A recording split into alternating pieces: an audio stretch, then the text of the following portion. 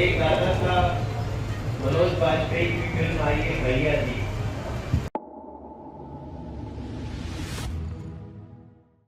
राजधानी दिल्ली में प्रदेश भाजपा कार्यालय में प्रेस वार्ता का आयोजन किया गया। दिल्ली प्रदेश अध्यक्ष वीरेंद्र सचदेवा ने 7 निर्वाचित सांसदों के साथ प्रेस वार्ता की और पत्रकारों को संबोधित करते हुए 7 नवनिर्वाचित सांसदों का फूल का गुलदस्ता देकर स्वागत किया गया। वहीं सभी सांसदों ने दिल्ली प्रदेश अध्यक्ष वीरेंद्र सचदेवा का फूल माला पहनाकर स्वागत किया और दिल्ली की सभी सीटों की जीत पर अपने अनुभव शेयर किए और कहा कि दिल्ली की जनता ने हम सब पर अपना विश्वास जताया है और हम भी जनता की उम्मीदों पर खरा उतरेंगे। जो काम दिल्ली सरकार को करना चाहिए था, हमारी कोशिश होगी कि दिल्ली की जनता को निराश ना होना पड़े। तो वहीं सभी सांसदों ने भी दिल्ली प्रदेश अध्यक्ष वीरेंद्र सचदेवा को अपनी सहमति देकर कहा कि ये हमारा कर्तव्य है और हम जनता के विश्वास पर खरे उतरेंगे। ये मोदी की टीम की गारंटी है। दिल्ली से अतुल श्रीवास्तव की रिपोर्ट। से सांसद अब बन चुके हैं, 7 सीटें जो है आप लोग विजय हासिल करे हैं, क्या कहेंगे? 7 सीटें दिल्ली में प्रधानमंत्री नरेंद्र मोदी की विश्वसनीयता और भारतीय जनता पार्टी के कार्यकर्ताओं की अटूट मेहनत का परिणाम है। मैं उसे अभिवादन करता हूँ। सर, प्रधानमंत्री मोदी का 100 दिनों का एजेंडा है, आपका क्या एजेंडा है अपने क्षेत्र में? 100 दिनों का एजेंडा हमने पहले से घोषित किया हुआ है और अब हम पूरे टीम के रूप में मिलकर के उस एजेंडे पर काम कर रहे हैं। सर, जिस तरीके से आप जनता जनार्दन के बीच में गए थे, जनता से जिस तरीके से आपने रूबरू कराई, क्या लगता है आपको कि जिस अब सांसद बन गए, क्या जनता के पास आप दोबारा जाएंगे उनके बाद? बिल्कुल जाऊँगा। मैंने जनता से वादा किया है, जनता के बीच में जाऊंगा नहीं, जनता के बीच में रह कर के काम करूँगा। कचौड़ी खिलाएंगे ना उनको? मैं कचौरी भी खिलाऊंगा, पुरानी दिल्ली की मेरी चांदनी चौक की चाट पकौड़ी है, आपको भी खिलाऊंगा, सब लोगों को खिलाऊंगा। ठीक है। समर्थन व्यक्त किया है। जीते हमने क्या जीतेंगे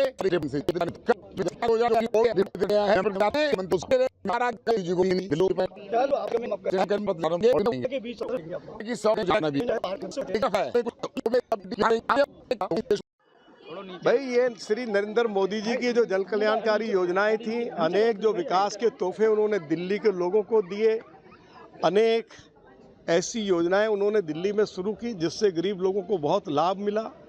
दिल्ली की अनऑथराइज कॉलोनीज को रेगुलाइज किया गया, झोपड़ी के लोगों को पक्के मकान बनाने का जो काम है वो शुरू किया गया। खोखा पट्टी के लोगों को 10,000 रुपये से लेकर 50,000 रुपये की आर्थिक सहायता उपलब्ध हुई। 73 लाख राशन कार्ड धारियों को मोदी जी की सरकार ने मुफ्त राशन उपलब्ध कराया। पीएम विश्वकर्मा योजना शुरू की। जिनके पास हाथ का हुनर है, धोबी है, कुम्हार है, लोहार है, खाती है, मोची है, दर्जी है, उनको 1 लाख रुपए से लाभ बढ़ा रहा है।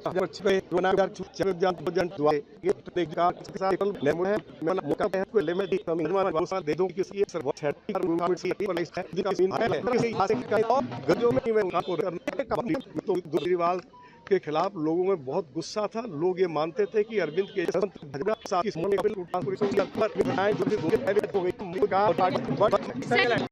पहले बधाई के पात्र हैं आप, सबसे पहले बहुत बहुत बधाई।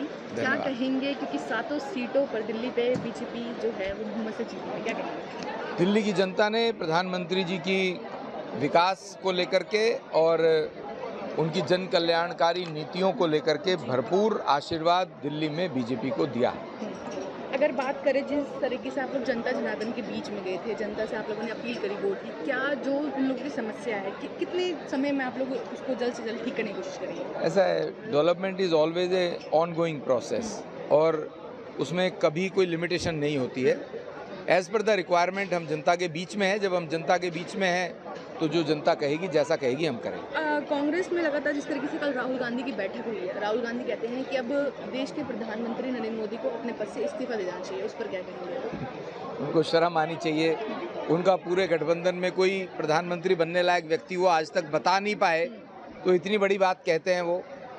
यूपी से खास तौर पे कह रहे हैं कि यूपी की जनता ने उनको साफ तौर पे दिखा दिया कि कैसे दिखा दिया, कैसे दिखा दिया। जितनी यूपी में सीटें आई हैं उसमें कांग्रेस की कितनी सीटें आई हैं? कांग्रेस को तो ये कहने का अधिकार ही नहीं है।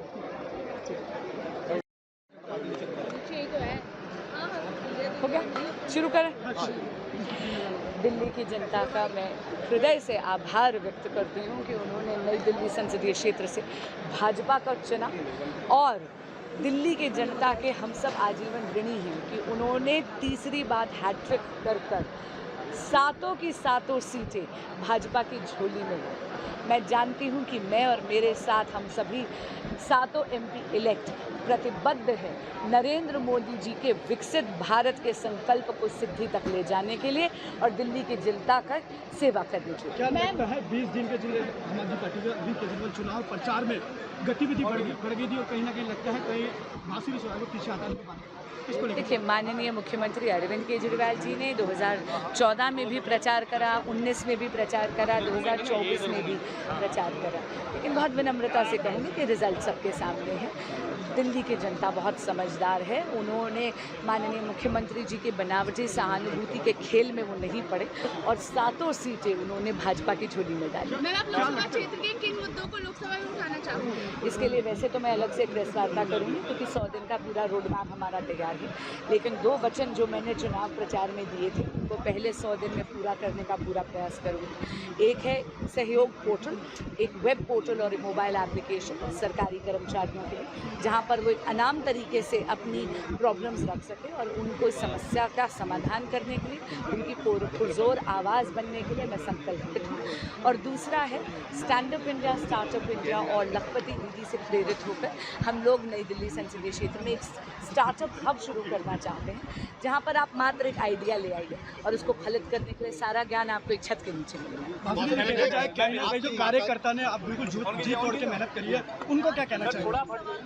भाजपा का प्रत्येक कर्मठ कार्यकर्ता जिसने जुझारू तरीके से इस चुनाव में कार्य करा है, उनके मैं हृदय से धन्यवाद करती हूँ। मैं पश्चिमी दिल्ली क्षेत्र की जनता जनार्दन को हृदय से आभार प्रकट करती हूँ कि आपने हमें आशीर्वाद दिया और हमें जीत दिलाई है। ये जीत आपने प्रधानमंत्री नरेंद्र मोदी जी के किए हुए कामों पर 10 साल का जो रिपोर्ट कार्ड है उस पर दी है। मैं विश्वास दिलाना चाहती हूँ क्षेत्र की जनता को कि विकास के कार्यों की गति को और बढ़ाएंगे और उनके लिए हम रात दिन काम करेंगे। क्या लगता है जो एजेंडा आपने रखा था जीतने के बाद, उसके 100 दिन के अंदर उसमें क्या कितनी गतिविधि से काम होगा? 100 दिन के अंदर पूरी गति से काम होते हुए नजर आएंगे। हमने ब्लूप्रिंट पहले ही तैयार किया है और हमारी लोकसभा के अंदर अलग अलग क्षेत्रों को हमने 3 कैटेगरी में बांटा है। तो जो गांव और अनऑथराइज कॉलोनी है वहां पर जो भी ग्राम सभा और डीडीए की खाली ज़मीन है उनके ऊपर पार्क बने, स्पोर्ट्स फैसिलिटी बने, कम्युनिटी हॉल बने, इसके लिए जगह को आइडेंटिफाई करेंगे। कुछ रोड हमारे इंक्रोचमेंट बहुत ज़्यादा है, उसको जाम फ्री करवाएंगे।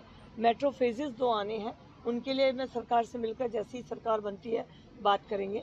तो क्षेत्र की जनता को जो भी हमने 100 दिन के लिए अपना एक मैनिफेस्टो में वादा किया था, हम उसके ऊपर काम करते हुए नजर आएंगे। आपके 234 सीटें आई हैं, उसको लेकर क्या कहेंगे? सरकार बनाने का दावा कर रही थी। देखिए, भारतीय जनता पार्टी और एनडीए अलायंस पूर्णतः बहुमत से है और भारतीय जनता पार्टी और हमारे सहयोगी अपनी सरकार बनाने के लिए 10 साल से इस तरह से काम कर रहे हैं।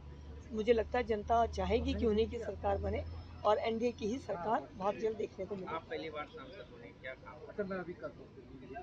जो भी एक सांसद के काम है, मेयर के रूप में काम किया है, पार्षद के रूप में जब काम किया है तो लीडर ऑफ हाउस रही, स्टैंडिंग कमेटी मेयर रही, तो इन सब में जो भूमिका में अब सांसद की जो भूमिका होगी मैं पूर्णतः अपने मेहनत करके उस काम को करूँगा। कमल जी, आपके एरिया में सबसे ज़्यादा मेडिकल फैसिलिटी की कमी है, उसको लेकर आप क्या कहें, किस तरीके से उसको पूरा करते हैं? सबसे पहले जो डिस्पेंसरीज हैं उनके क्या क्या फैसिलिटीज़ उनको देखेंगे और एक नया हॉस्पिटल सेंट्रल गवर्नमेंट ने खोला है, उसको जल्द ही पूरी से पूरी सुविधा वहाँ पे मिले, इसके लिए कोशिश करूँगी। और एक और हॉस्पिटल रोशनपुरा में जगह है, उसको हम कितनी जल्दी क्षेत्र के लिए जनता के लिए ला सकते हैं, इसके लिए भी मैं प्रयास करूँगी। मैं पश्चिमी दिल्ली क्षेत्र की जनता जनार्दन को हृदय से आभार प्रकट करती हूँ कि आपने हमें आशीर्वाद दिया और हमें जीत दिलाई है। ये जीत आपने प्रधानमंत्री नरेंद्र मोदी जी के किए हुए कामों पर 10 साल का जो रिपोर्ट कार्ड है उस पर दी है। मैं विश्वास दिलाना चाहती हूँ क्षेत्र की जनता को कि विकास के कार्यों की गति को और बढ़ाएंगे और उनके लिए हम रात दिन काम करेंगे। क्या लगता है जो एजेंडा आपने रखा था जीतने के बाद, उसके 100 दिन के अंदर उसमें क्या कितनी गतिविधि से काम होगा? 100 दिन के अंदर पूरी गति से काम होते हुए नजर आएंगे। हमने ब्लूप्रिंट पहले ही तैयार किया है और हमारी लोकसभा के अंदर अलग अलग क्षेत्रों को हमने 3 कैटेगरी में बांटा है। तो जो गांव और अनऑथराइज कॉलोनी है वहाँ पर जो भी ग्राम सभा और डीडी की खाली ज़मीन है उनके ऊपर पार्क बने, स्पोर्ट्स फैसिलिटी बने, कम्युनिटी हॉल बने, इसके लिए जगह को आइडेंटिफाई करेंगे। कुछ रोड हमारे इंक्रोचमेंट बहुत ज़्यादा है, उसको जाम फ्री करवाएंगे। मेट्रो फेजेस 2 आने हैं, उनके लिए मैं सरकार से मिलकर जैसी सरकार बनती है बात करेंगे। तो क्षेत्र की जनता को जो भी हमने 100 दिन के लिए अपना एक मैनिफेस्टो में वादा किया था, हम उसके ऊपर काम करते हुए नजर आएंगे। इंडिया अलायंस की 234 सीटें आई हैं, उसको लेकर क्या कहेंगे? सरकार बनाने का दावा कर रही थी। देखिए, भारतीय जनता पार्टी और एनडीए अलायंस पूर्णतः बहुमत से है और भारतीय जनता पार्टी और हमारे सहयोगी अपनी सरकार बनाने के लिए 10 साल से इस तरह से काम कर रहे हैं। मुझे लगता है जनता चाहेगी कि उन्हीं की सरकार बने और एनडीए की ही सरकार बहुत जल्द देखने को मिले। आप पहली बार सांसद बने, क्या काम? जो भी एक सांसद के काम है, मेयर के रूप में काम किया है, पार्षद के रूप में जब काम किया है तो लीडर ऑफ हाउस रही, स्टैंडिंग कमेटी मेयर रही, तो इन सब में जो भूमिका में अब सांसद की जो भूमिका होगी, मैं पूर्णतः अपने मेहनत करके उस काम को करूँगा। कमल जी, आपके एरिया में सबसे ज़्यादा मेडिकल फैसिलिटी की कमी है, उसको लेकर आप क्या कहें? किस तरीके से उसको पूरा करते हैं? सबसे पहले जो डिस्पेंसरीज हैं उनके क्या क्या फैसिलिटीज़ है उनको देखेंगे और एक नया हॉस्पिटल सेंट्रल गवर्नमेंट ने खोला है, उसको जल्द ही पूरी से पूरी सुविधा वहाँ पे मिले, इसके लिए कोशिश करूँगी। और एक और हॉस्पिटल रोशनपुरा में जगह है, उसको हम कितनी जल्दी क्षेत्र के लिए जनता के लिए ला सकते हैं, इसके लिए भी मैं प्रयास करूँगी। ताज़ा खबरों से जुड़े रहने के लिए हमारे चैनल को सब्सक्राइब करें और बेल आइकन को दबाना ना भूलें ताकि हर खबर की नोटिफिकेशन आपको मिलती रहे।